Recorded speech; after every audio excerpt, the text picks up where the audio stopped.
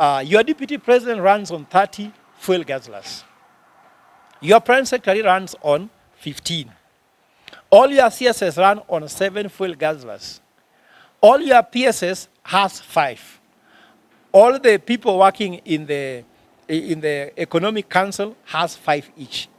The vehicles the government spends is a lot. I've always told you we can save around 68 billion shillings if we just spend well on just transporting your cabinet and the government. Imagine all Kenyans, if someone has 30 vehicles, that means 30 drivers. 30 vehicles, how many tires? 4 times 30. Those tires must be replaced. Brake pads. So it costs so much money. It is 300,000 shillings per month to service 1,800 vehicles at Toyota Kenya. And then again, you are giving them to a foreign company, which means capital flight. That money goes to Japan, isn't it? Why don't you give these things to be done by Kenyans? So remember, if you're an investor, today you wake up, another tax in the newspaper. Tomorrow you wake up, another policy is there. And now you see she. You see here Adeni. The other day you saw, for example, that now your phone will be monitored by KRA. So you are wondering, where are we heading? And now people will even start now using what's called mulkamizi. No one will buy a smartphone. Government is also tracing people's contacts using smartphones.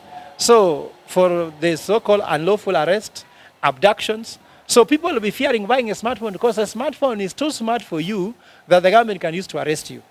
Hiyo pesa alinda mama itolewe. Hizo mapending bills zilipwe. Kila mtu mwenye amefanya kazi, let him be paid. When money starts moving in the economy, you realize, oh guys, the economy is doing well. Let's start talking about it. Like now, today is Monday, everybody is sober. Before Monday used to be a very heavy day. Why Kenyans not used to like Monday is that they used to spend a good time over the weekend. Well, today when I was on the road, everybody is working. In fact, I'm sorry to say that when I was living in Langata Road, over the weekend, Saturday and Sunday, there used to be a lot of cars that had accidents flying over the fences because guys were drunk. Nowadays, those things are not seen because people are too sober to cause accidents. I'm not saying accidents are good. I'm telling you signs that the economy is suffering. My name is Professor Fred Ogola. I'm one of the conveners for Concerned Citizens Movement. Today, I want to talk to you about why there is no circulation of money. People are having too many theories. Some are agreeing, some are denying. But the truth is that there is no money in circulation. That is the truth. We are being told the economy is growing at 5.2%. But is your pocket growing at 5.2%? Those are just, what is growing is how much revenue the government is collecting in terms of taxes. And they are collecting them from you. We are being told inflation has gone down. But inflation is a comparison to how it was. So don't believe that. So one reason why money is, we are having less money in circulation and Kenyans are economically bonded is one, the economy is emotional. And because the economy is emotional, people are breathing a lot of negativity in the economy. It began with the very day the president was sworn in and his deputy president, the former deputy president. They said the economy is broke, Kenya is broke, and that negativity they have not come back to say now we are okay. They are talking about Bay of Wunga, but they need to tell us whether the economy has recovered. We need to breathe positivity to the economy so that we can be able to get money circulating. You cannot be caning the cow and you are milking it. So we must ensure the cow is happy, give this cow grass, water, please the cow. So let us breathe positivity to the economy so that we can be helped to come out of this economic problem. The second thing is expensive loans. The loans are way too expensive. Imagine the interest rate for the loans in Kenya is 28%. Now, if the interest rate is 28%, which entrepreneur can go and borrow money from the economy and put in a business? I can challenge you this for free. You cannot use 2 million shillings. If I give you capital of 2 million shillings, there is no single business you can run where you can earn a monthly income of 50,000. It's impossible. You cannot. Which means we have very many poor millionaires. If 2 million cannot give you income of 50,000 per month, how can you pay rent? Can you take a child to school? medical. Can you pay your medical bill? So it means that we have very many poor millionaires who have 2 million and cannot go anywhere. So that is a very big discouraging. So you find that what is happening is that government should lower the interest rate. Number 3, heavy government borrowing. The government is borrowing too much. Because the government is borrowing at 18%, risk-free, so instead of the investors putting money in the economy by starting a business to offer employment to Kenyans, they are instead lending the money to the government through the bonds. And they can make 18% interest rate. And how many business can you make 18% ROI? They are not very many. Risk-free. You just have to do nothing. Just sit on your bed and you earn 18%. But most businesses, will put a lot of money, run like a headless chicken, but still get 18%. So why should you struggle? Why should you hustle if you can just put your money in the government treasury bonds, treasury bills, and earn your 18%? So the government needs to borrow less from the local domestic banks and borrow money wherever they want, but borrowing we don't even need in the first case. Number 4 is high taxes. When taxes are very high, you reduce what is called income. You also limit what's called alternative incomes. And then the consumer spending comes down. And therefore, money is low in circulation. That's why you're seeing those selling clothes, mark my words, those selling accessories like watches, those selling electronics, you realize no one is buying from you because when we have less alternative income, we have less disposable income, we don't spend them on luxury products. So anybody selling business or luxury, those importing cars, second-hand clothes, those selling shoes, those selling hairwear, cosmetics, you'll discover that there's less spending to you. And when we are spending less on you, you are getting broke and broke. And that's why there's no money in circulation. In fact, I would urge the government that they should actually try to reduce the taxes so that there's more economic activity. And when there's more economic activity, you realize there's more money in circulation and therefore things will work. The 5th one is the national county governments and large corporations are delaying payments to suppliers in the so-called pending bills. We have over 900 billion pending bills which have not been paid. This means people offered their goods and services to the national government, to the county governments, and they're not getting it back. So county is not paid in the last 4 months. That's serious. So healthcare, education sector are all trouble of funds. Remember that this is a problem because even if you look at the last academic year where people are supplying their maize and beans and stationery to schools, they have not been paid. So now they are going for Christmas without being paid. Are they going to spend money on Christmas? No. How is the local tourism going to be affected? Hugely.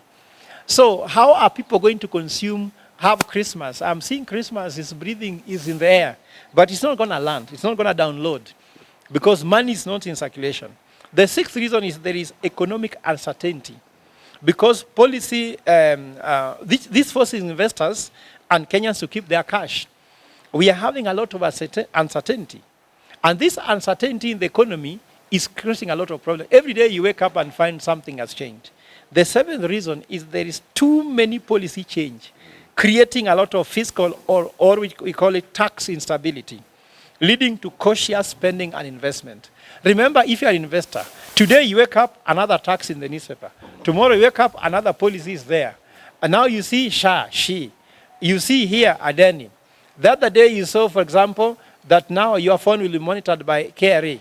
So you are wondering, where are we heading? And now people will even start now using what's called mulkamizi. No one will buy a smartphone. Government is also tracing people's contacts using smartphones. So for the so-called unlawful arrest, abductions, so people will be fearing buying a smartphone because a smartphone is too smart for you that the government can use to arrest you. So these are some of the problems we have. So as a solution, because we are not here to cry, as concerned citizens, what is the solution? I have 7 solutions just in the same way I had 7 problems. The first one is inject positivity into the economy. Let us take our business to start looking at which areas the economy is working, how can it work. We cannot be here shouting and wishing the economy to collapse, yet we are eating from the same economy. Because it's like you are in a boat, and you are drilling holes in a boat, and you are sitting inside the boat.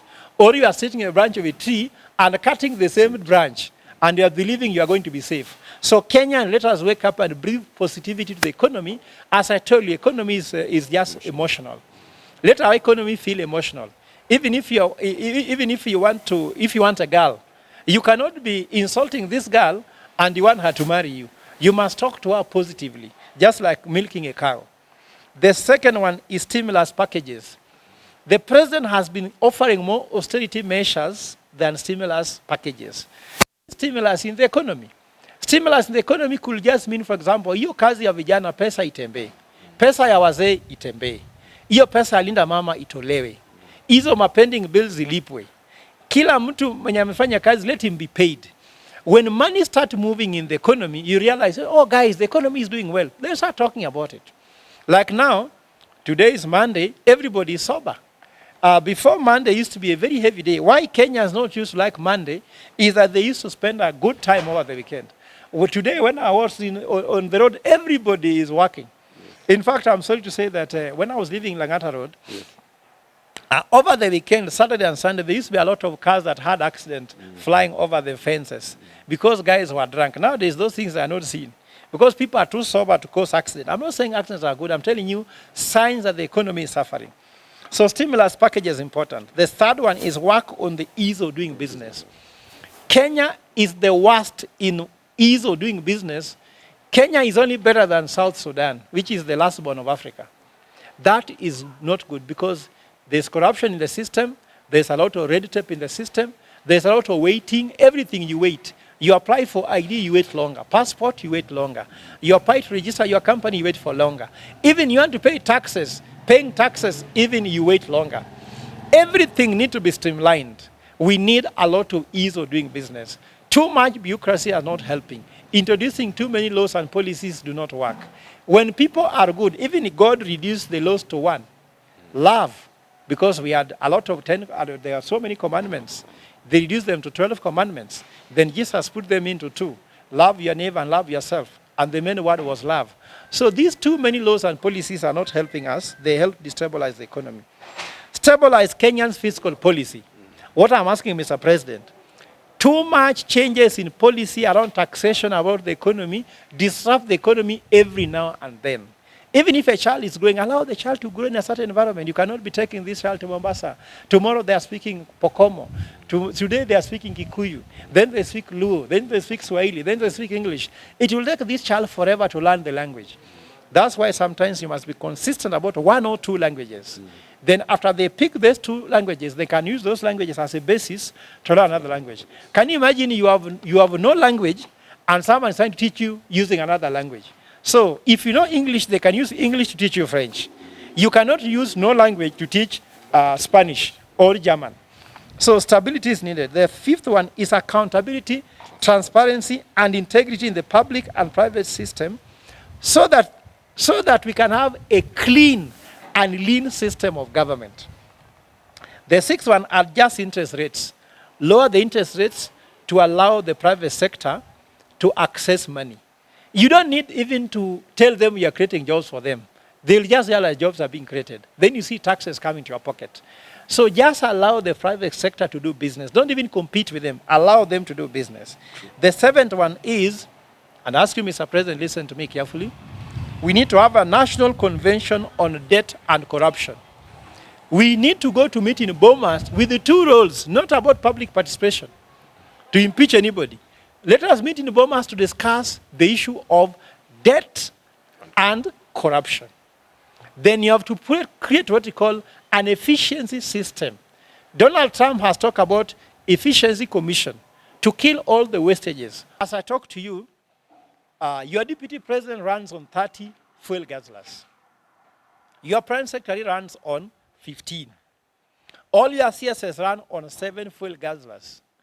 All your PSS has 5.